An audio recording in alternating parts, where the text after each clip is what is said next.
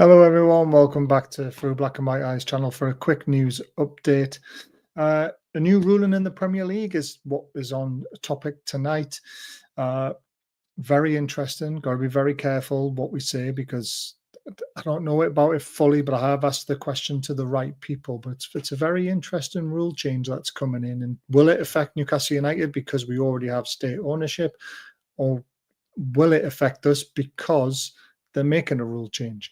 It's very interesting stuff. And obviously, I've spoke to some decent people. So I'm going to try and give you my take on it.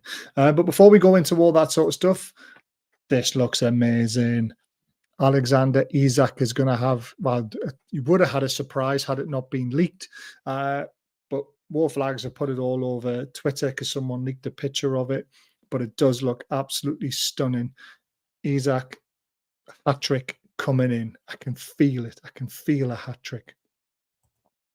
Fingers crossed. We haven't seen one since Iosi Perez. So it'll be nice to see a hat-trick. Please. Just one. That's all we're asking for. One hat-trick this season. Anyway, this is the rule change coming into effect very soon.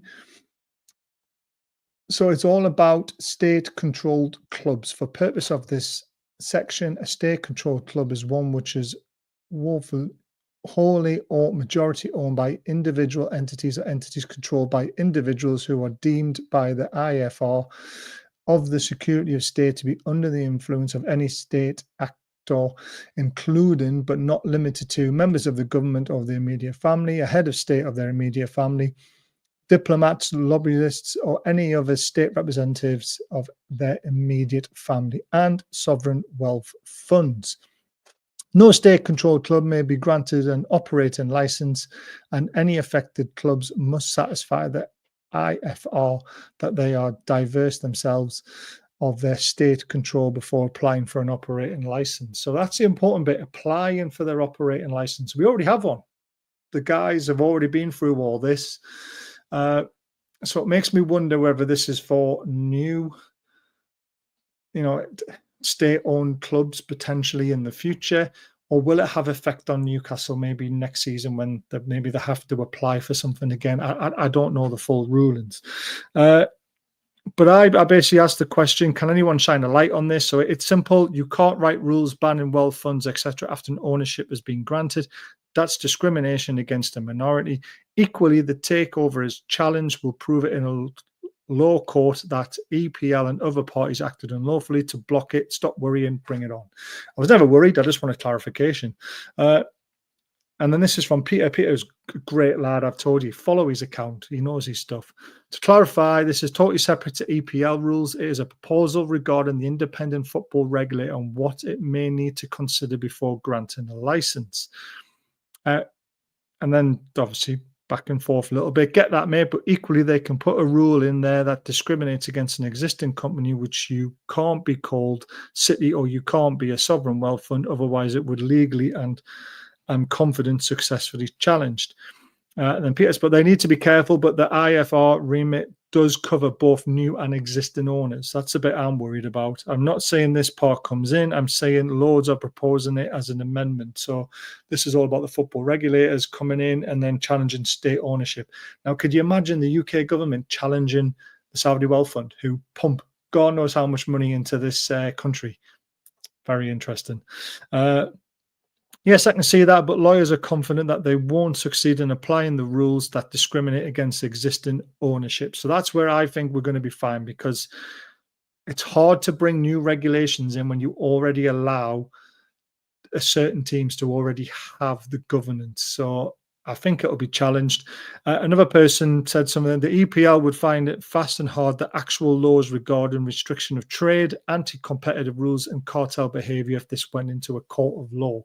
So obviously they did try and put the rules in and did try to screw Newcastle United and the Saudi funds and also Manchester City's owners. They would literally have a massive lawsuit on the hands again, and it'll just be them, defending the cartel again. And this is what it looks like when you defend the cartel, how the Premier League kissed the red cartel in private.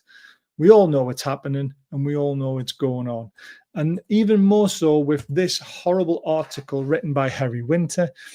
Henry Winter, sorry, 114 days until the next international break. 114 days to immense enjoy the dramas and anguish of club football. 114 days to concentrate on what the sport should be about. The talent of those on the field, the leadership of those in the dugout, and the passion of those in the stands. As Premier League resumes, it's time to hope that those naive, bickering owners and executives with their egos of lawyers stop tarnishing the image of the Premier League. It's time to hope they wake up and appreciate that they are stronger as a unified force, that the broadcast billions are still rolling in, and just join everyone else flocking to matches to appreciate the football on show. Hypocrite. Sorry, did I just say that? The game is not about owners, execs, and lawyers. It's about making their way to games today. Those taking the field today, club football is special up and down the country, up and down the pyramid, and those engaged in the civil war at the top of football should remember it's a sport, a game, a focal point of communities, a joy and release of many, not just a business for a few. Anyway, sermon over, enjoy the football. What the hell is he fucking talking about?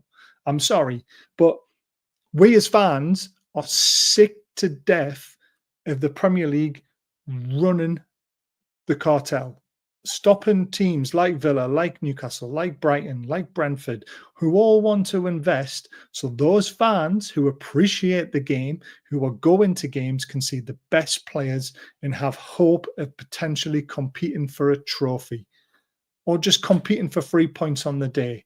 Not selling their best players to Liverpool or Arsenal or Man United, going to the game thinking, here we go again. So what he's written there is pure hypocritical. Yes, we would love an open Premier League, especially the us fans, but the cartel, the owners that you're criticising, do not want to allow.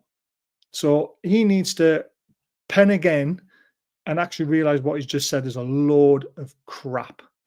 So there you go, guys. There's my rant over on Henry Winter, an absolute disgraceful column who hasn't took into the fans like us, going to games, sitting watching games on TV, listening to the bias on Sky all the time with Jamie Carragher and Gary Neville. Gary Neville's better than Jamie Carragher, let's face it. Carragher's ridiculous. All the Man United arse-licking commentators, oh, Man United have scored after 60 seconds, they're back. They're not. You know, we're bored of it. We want an open Premier League. Let clubs who have got money, who want to spend it, who will not put their clubs in trouble and still be debt-free, like Newcastle United is. Remember, we were left in a great position from somehow Mike Ashley is a debt-free club, but yet we can't invest any amounts of money that our owners want to and don't want to put it on the club because the Premier League won't allow us. So there we have it. Sorry, rant over this time, definitely. Anyway, we've got a big game Monday night. We've seen the Isak display. So I've had a little flutter and I thought I'd share it with you guys and see what you think, because I very rarely do these because I'm not very good at them. But here we go. So I've gone for Isak to score anytime, Isak to have 3 shots. I honestly think he's going to get a hat-trick tomorrow night. Anthony Gordon to score or assist. I really fancy him to assist Isak again. Newcastle to win. Isak to be offside once, Gordon to be offside once, Mikel Antonio to be offside once, and 3 plus offside. I don't know why I put that in because, you know, I've already got the 3 players to be offside. That was a bit silly. So let me know what you think of this bet. Does it have a chance? I've only put a $5 on it. It's just a bit of fun.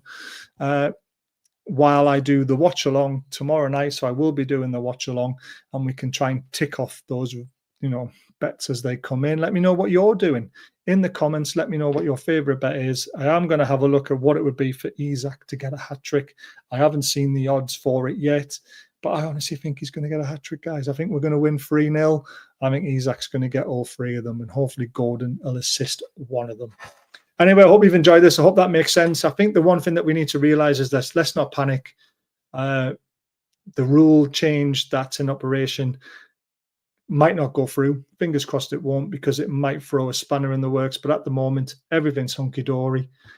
Great accounts, obviously, the Newcastle Consortium supporters, Peter Connell, follow them. Great accounts, and they put my mind to rest, and I hope I've helped put yours to rest as well.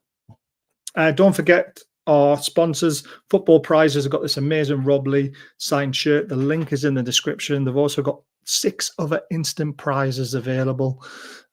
Amazing signed shirts. If you haven't seen my box reveal. Go and watch it on TikTok for the Gaza shirt that we won and that we will be raffling away in January when we do our live show. If you want tickets for this, superfandan831@gmail.com. Luke Edwards is the special guest, an amazing guest. I can't wait to do that show. And don't forget about Diacro, amazing, fantastic t-shirts, Newcastle bespoke stuff. Bars 20 for 20% off. Link is in the description for them as well.